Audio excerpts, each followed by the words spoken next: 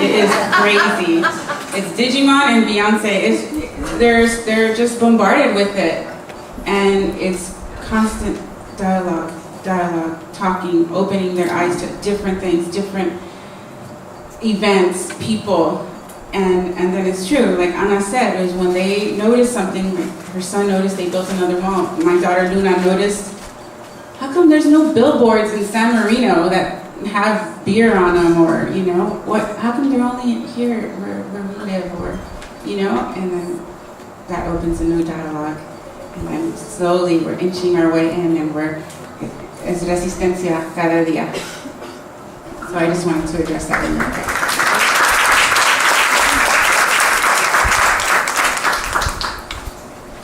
Are we taking any more questions? Can we take one more? We'll take 2 more questions.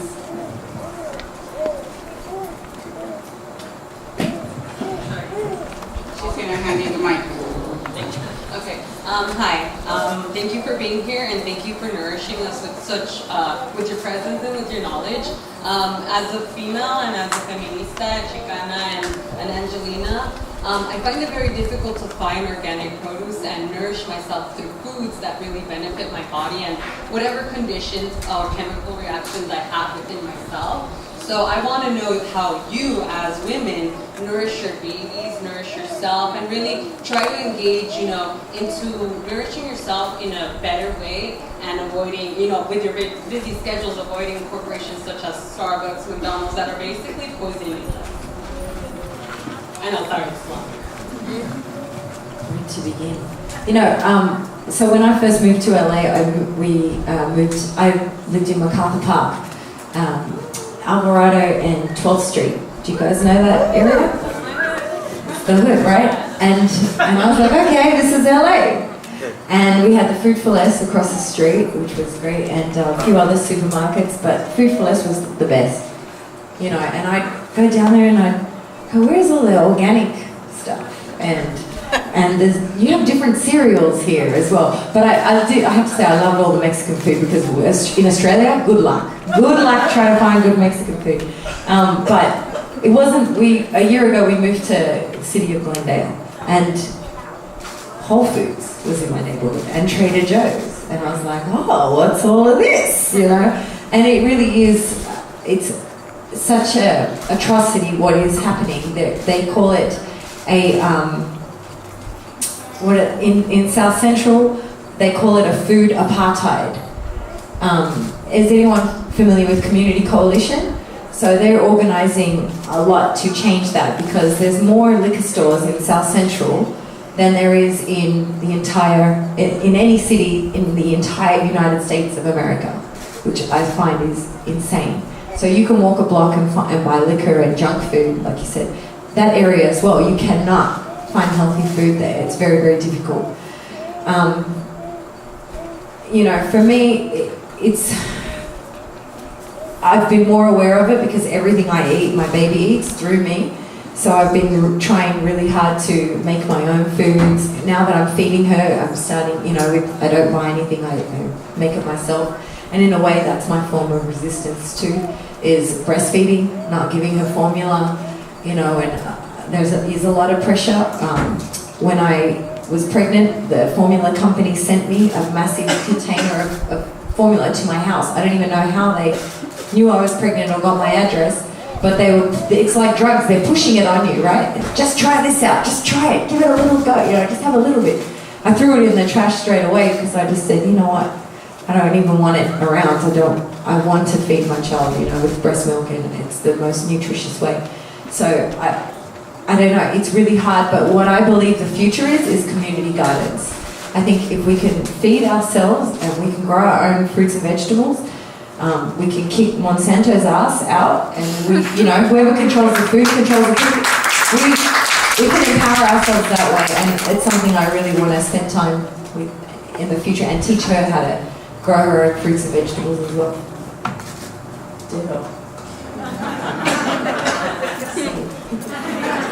También.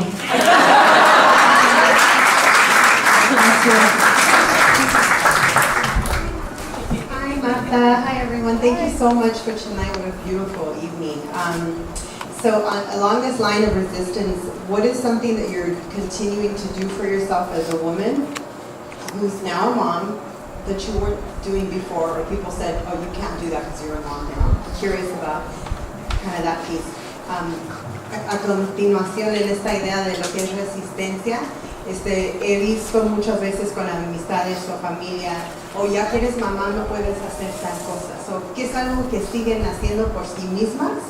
Aunque sociedad, familia, a veces la propia abuelita dice, ya no puedes hacer eso porque ahora eres mamá. So, hablen un poco de eso. Gracias. Pues en términos, la cosa más presente es continúes estando conectada al arte, ¿no? Mi arte, la música. Eso es súper importante. Y es más, yo solita me quería alejar, ¿no?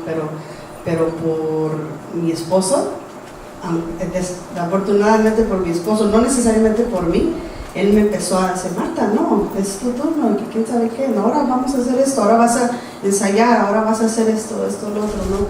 Y él tomaba el niño, como dices, hay buenos papás, buenos esposos. Ahí mi esposo es feminista de esa forma, ¿no? Donde él siempre está sobre de mí, like, Marta, don't forget to do this, sometimes annoyingly, right? But I think I thank him for that, because otherwise I don't think I would have stayed connected. I would have just wanted to give my son all my attention. But I think it kept me sane, and I think he knew that I needed it. Another thing is education, right? I went back to school.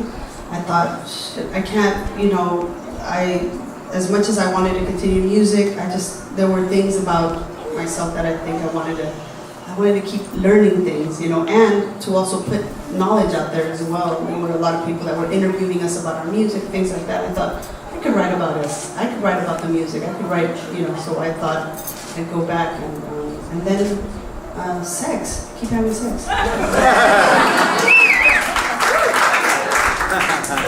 Moms have sex too. To be healthy, I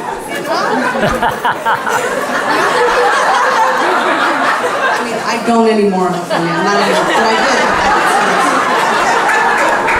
What's that? Ofelia has 9 children, come on.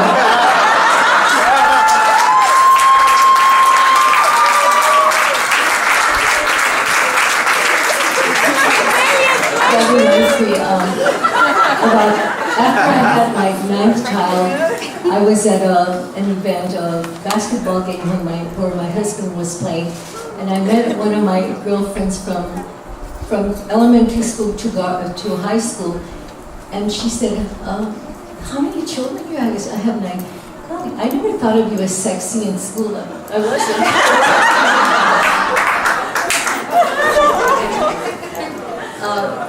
I think you're sexy. Right? Yeah. What I wanted to say about what Martha said about your education. I didn't go back to school until I had my 9th child. Like I said earlier, but I couldn't have done it with not only my mother, but my husband's support, who was a truck driver and who felt that what I wanted to do, I had to do. It was a fulfillment that I needed. And then by that time, my oldest son was also a babysitter at times. And so I went back to school when I was in my early 40s. And I started teaching when I was 46. And so it was my dream. I had to hold it off for a long time, but I did what I really wanted to do. And so everyone can do that. Maybe it takes time, but in the long run, it's a decision that I'm so happy that I took, that I was able to do the things that I really want to do. Yes.